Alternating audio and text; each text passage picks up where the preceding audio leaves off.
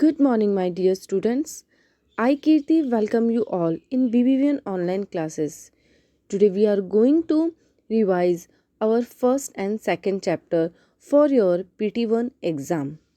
So, let's start. Your first chapter, that is shifting homes. आपने इस chapter में क्या पढ़ा था कि लोग अपने घरों को शिफ्ट क्यों करते हैं, वाई पीपल माइग्रेट, लोग माइग्रेट क्यों होते हैं। अब इससे पहले हम ये डिस्कस करेंगे कि माइग्रेशन क्या होता है, माइग्रेट क्या होता है। Some people shift their homes to a new place. This movement of people from one place to another is called migration. लोगों का एक जगह से दूसरी जगह पर शिफ्ट होना, अपने घरों को किसी और जगह पे शिफ्ट करना माइग्रेशन होता है। Okay, people migrate within a country और even to a foreign country. लोग माइग्रेट कहाँ होते हैं, क्या तो अपनी ही कंट्री में किसी अदर सिटी में माइग्रेट होते हैं या फिर वो किसी फॉरेन कंट्री में माइग्रेट होते हैं। ठीक है, तो the act of moving out of one country and settling in another country is called E migration. एक कंट्री से दूसरी कंट्री में चल जाना, ठीक है, या फिर अपनी ही कंट्री में कहीं भी शिफ्ट होना, ई माइग्रेशन होता है। And the people who move out are called emigrants. और जो लोग एक जगह से दूसरी जगह पर गए हैं उन लोगों को बोलते हैं emigrants. The coming in of people to a new country in order to settle there is called immigration. किसी और कंट्री में, न्यू कंट्री में जाकर सेटल होना, ठीक है, उस कंट्री में एंटर करना इमिग्रेशन होता है। And the people who leave their own country and come to live in another country are called immigrants.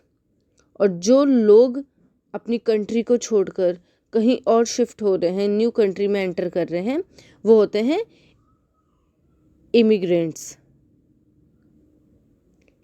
ठीक है, तो आपको समझ में आ गया, माइग्रेशन होता है एक जगह से दूसरी जगह पे शिफ्ट होना। ठीक है, ई माइग्रेशन होता है कि आप अपनी कंट्री को छोड़कर कहीं और जा रहे हो, तो उस प्रोसेस को बोलते हैं ई माइग्रेशन।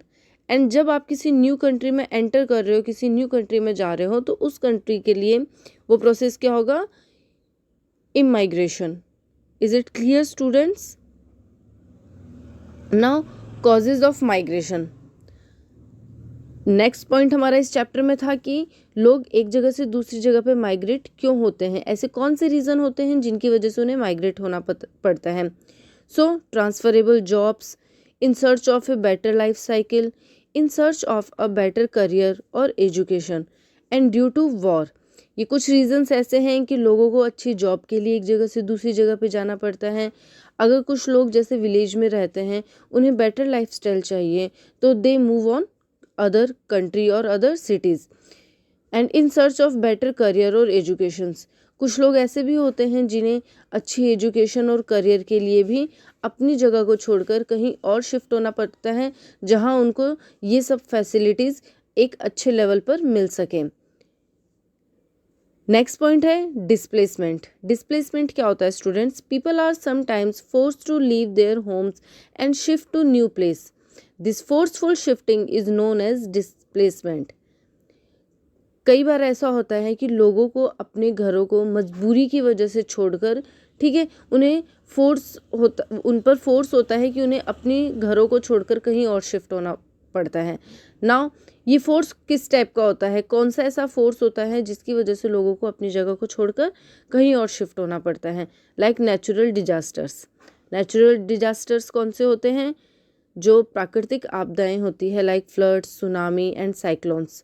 ठीक है, इन सब की वजह से नुकसान होता है, लोगों के घर खराब हो जाते हैं, लोगों के घर उजड़ जाते हैं। तो इस वजह से इन्हें अपने जगह को, अपने घरों को छोड़कर कहीं और शिफ्ट होना पड़ता है, क्योंकि नेचुरल डिजास्टर्स के बैड इफ़ेक्ट्स की वजह से ये अपने घरों को खो देते हैं, तो इन्हें कहीं और जाके रहना पड़ता है। Construction of new roads. अगर आप जहाँ पे रह रहे हो वहाँ पे कंस्ट्रक्शन का काम चल रहा है, तो आपको अपनी जगह को मजबूरी में छोड़कर कहीं और शिफ्ट होना पड़ता है। ठीक है, क्योंकि वहाँ पर कंस्ट्रक्शन वर्क चल रहा है, तो आप अपनी फैमिली के साथ वहाँ पे सर्वाइव नहीं कर पाते हो, तो आप कहीं और शिफ्ट हो जाते हो। Demolitions of slums. Slums are temporary settlements. जो स्लम्स होते हैं, जो कच्ची बस्तियों में, बड़ी बड़ी सिटीज़ में, मेन सिटीज़ में अच्छे एजुकेटेड लोग रहते हैं, ठीक है, उनके खुद के घर होते हैं। लेकिन स्लम्स कौन से होते हैं? जो आउटसाइड सिटी के आउटसाइड एरियाज़ में जो कच्ची बस्ती टेंट लगा के जो लोग रहते हैं और वो बहुत ही अनहाइजीनिक कंडीशंस में रहते हैं, ठीक है। तो स्लम्स कौन होते हैं? जो बहुत अनहाइजीनिक कंडीशन में आउट ऑफ सिटीज़ रहते हैं, उन्हें स्लम्स कहते हैं। तो ये जो स्लम्स होते हैं ये टेम्प्रेरी होते हैं, ठीक है। अगर गवर्नमेंट ने कोई वर्क चलाया है और इन स्लम्स के जो घर होते हैं वो उस एरिया में अगर कोई फैक्ट्री या कोई कुछ और काम करना चाहती हैं, तो इन स्लम्स पीपल को अपनी जगह को छोड़कर कहीं और शिफ्ट होना पड़ता है, ठीक है। तो ये थे डिस्प्लेसमेंट के रीजंस कि क्यों लोगों को फोर्सफुली अपने घरों को छोड़कर कहीं और शिफ्ट होना पड़ता है।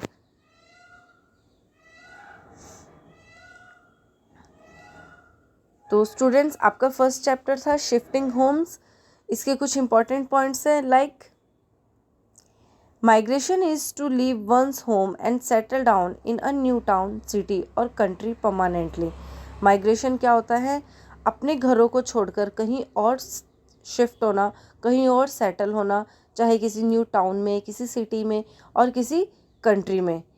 People who move out of their country to live in another country are called emigrants. जो लोग अपनी कंट्री को छोड़कर किसी और कंट्री में चले जाते हैं उन्हें बोलते हैं emigrants. In the new country emigrants are referred to as immigrants. किसी भी न्यू कंट्री में जो इमाइग्रेंट्स होते हैं वो क्या कहलाते हैं? इमिग्रेंट्स कहलाते हैं। Force shifting is known as displacement. जो फोर्सफुली शिफ्टिंग होती है उसे बोलते हैं डिस्प्लेसमेंट। स्टूडेंट्स, जो माइग्रेशन होता है वो आप अपनी मर्जी से करते हैं, ठीक है। आपकी मर्जी से आप अपनी कंट्री को छोड़कर किसी अदर कंट्री में शिफ्ट होते हैं। बट डिस्प्लेसमेंट में आप अपने घरों को छोड़ने के लिए फोर्सफुली आप अपने घरों को छोड़ते हैं, ठीक है। So students, I hope you all have cleared this chapter. Okay, now read this chapter carefully. I am giving you some important notes of this chapter. Thank you so much.